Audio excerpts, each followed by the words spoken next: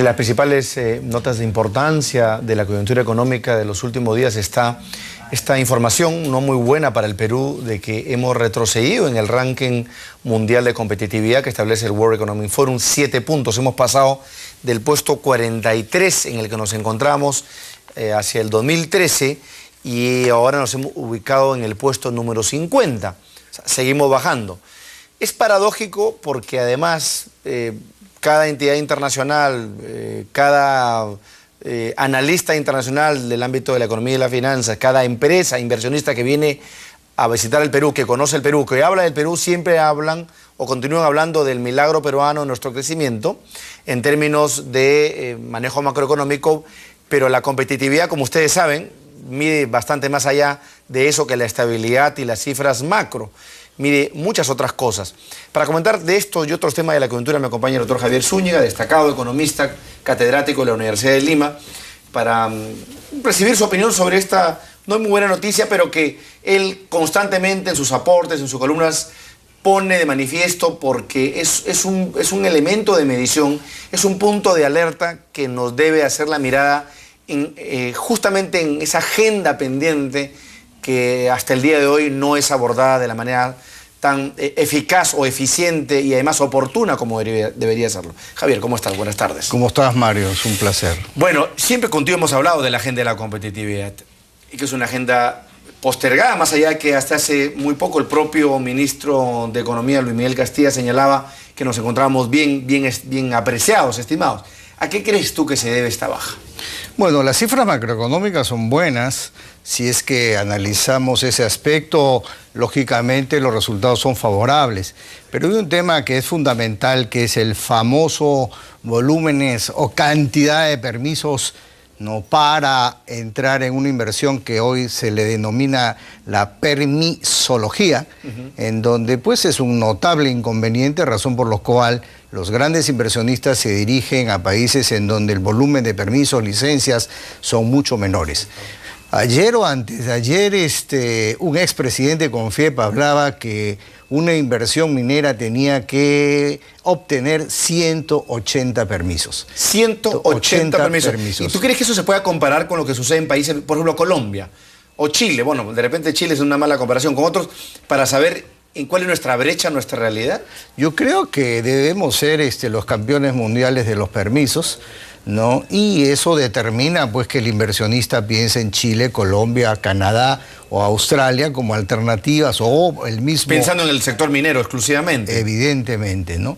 Y otro caso de otra empresa minera gigantesca que se demoró 6 años en el tema de permisos, 6 años, ¿no? En el tema de permisos, y determinó pues que después de 6 años pudiera estar no trabajando sin ningún inconveniente. Ahora, normalmente muchos te van a decir, lo que sucede es que el Perú tiene una particularidad, es un país megadiverso, hay poblaciones originarias, nativas, campesinas ubicadas en la zona de influencia de los proyectos, y eso lamentablemente nos obliga a ser más cuidadosos. ¿Tú crees que la legislación socioambiental que hoy día rige en el Perú, por ejemplo, el famoso tema de la consulta previa que está reglamentado, pero que aún falta precisar aquella zona donde se tiene que hacer, digamos, ¿es un limitante para la inversión en el Perú, para la mediana y la gran inversión en el Perú? A mí me parece que la consulta previa no lo es.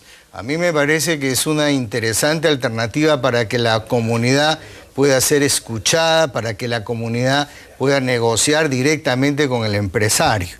No, recordemos épocas del pasado donde se obtenían licencias sin ninguna conversación de diálogo con las comunidades vecinas.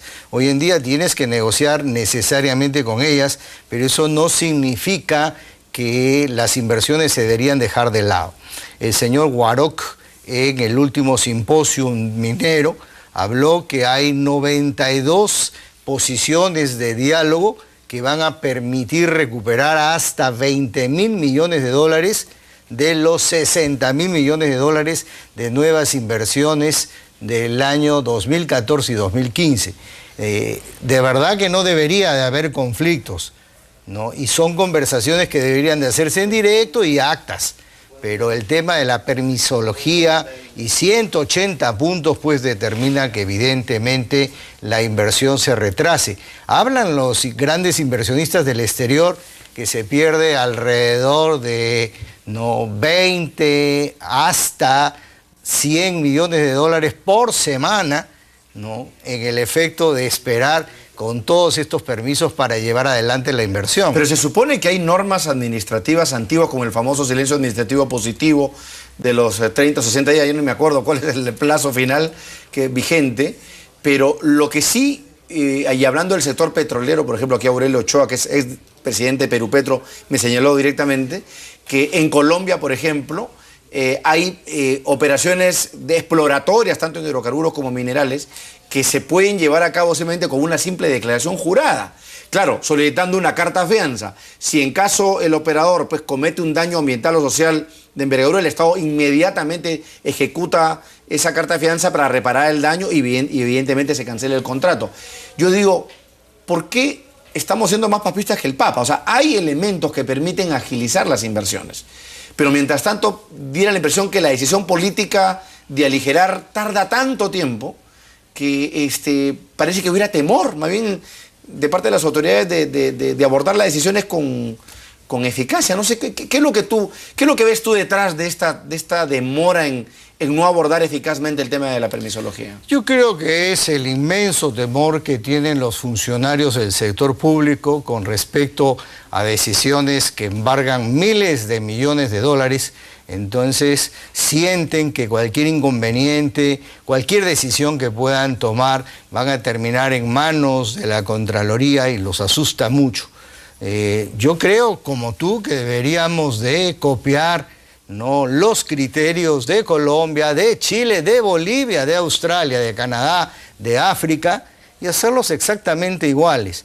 Porque si no... Lo cual para ti no significa ser riguroso en el tema socioambiental. O sea, eso no es relajar las normas ambientales, irse en contra del código ambiental, de los permisos de impacto ambiental. Yo no estoy hablando de flexibilizar ni de regalar ningún dispositivo, no, ni saltarme ningún dispositivo. Lo que estoy hablando es que debemos de actuar con rapidez, porque si no nos vamos a quedar sentados encima de un monte de oro, como decía Raimondi, y no vamos a explotar nuestros productos mineros, ¿no? Y no sé qué representante en el último simposio del sector minero hablaba de que no vamos a explotar esos metales y más adelante los mismos ya no van a requerirse para desarrollo de cualquier producto tecnológico porque van a ser superados. Bueno, contigo la vez pasada conversábamos también que parte de la estrategia peruana para abordar esta reducción de los precios de algunas materias primas, básicamente cobre, la desaceleración china, es compensarla con un mayor volumen de producción. Pero si seguimos con una exploración retraída, tanto en el ámbito minero como en hidrocarburos, pues es poco lo que se va a lograr, ¿no? Ahora, yo siento que el ministro de Economía lo ve claro, que Proinversión lo ve claro, pero el asunto es darle mayor velocidad al tema de destrabar los permisos para que las inversiones se puedan llevar adelante. Si no llegamos a niveles de 25% de inversiones con respecto al PBI, no vamos a crecer por encima del 5%. La cifra del presente año, el primer trimestre, habla de 28%. Así es. Ojalá que continuemos en esa senda. Pero igual, pero el crecimiento ya está... estamos, digamos, por debajo del 5% de este momento. O sea, ya es preocupante. O sea, ahora el 5% total va a terminar ser el nuevo techo del crecimiento del Perú, lo cual es lamentable, ¿no? Bueno, es una pena. Pareciera que vamos a andar entre el 5 y en un escenario súper optimista 5.5, pero si no destrabamos la inversión, que es algo inmediato para que el crecimiento responda inmediatamente, de ninguna manera vas a pensar en un nivel. Vamos a tener que tomarles, no sé, pues en algún tipo de seguro legal a las autoridades para que firmen sin problemas, ¿no? Que si sienten que le van a meter un juicio más adelante, el Estado los va a proteger con un tipo de blindaje. Me imagino que hay mucho de ese temor. Pero por otro lado, yo hago la reflexión, Javier, ahora que vemos los escándalos en Ancash con el manejo de los recursos, digamos, ligadas a mafias instaladas en la zona, en construcción, en el rubro de construcción, en el rubro minero, en otras actividades, yo decía, el dinero está dando vueltas por ahí, el modelo descentralizador permite justamente utilizar recursos casi impunemente Y las entidades de control, como la Contraloría General de la República, por ejemplo, a la cual tú dices le temen muchos, ha terminado siendo un tanto desarmada justamente para prevenir casos de corrupción. Entonces yo no entiendo a qué le tememos. Si a una Contraloría desarmada, ¿no es cierto? O al juicio posterior de los que pierden licitaciones, ya no entiendo muy bien, honestamente. Hay un nudo gordiano que hay que destrabar definitivamente. No, definitivamente terminaremos hablando de temas de corrupción, ¿no?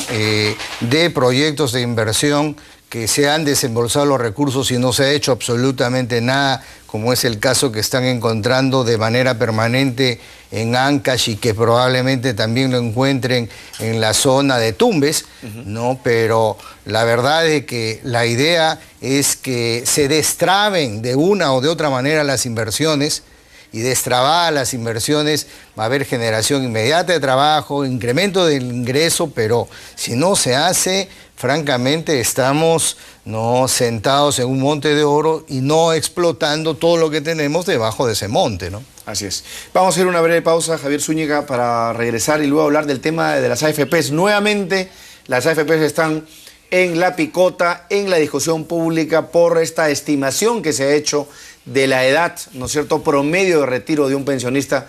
Se habla de los 110 años, parece que apostáramos a ciudadanos centenarios para que puedan poder hacerse pago de sus pensiones. Vamos a hablar de eso con Javier Zúñiga tras la pausa, no se vaya.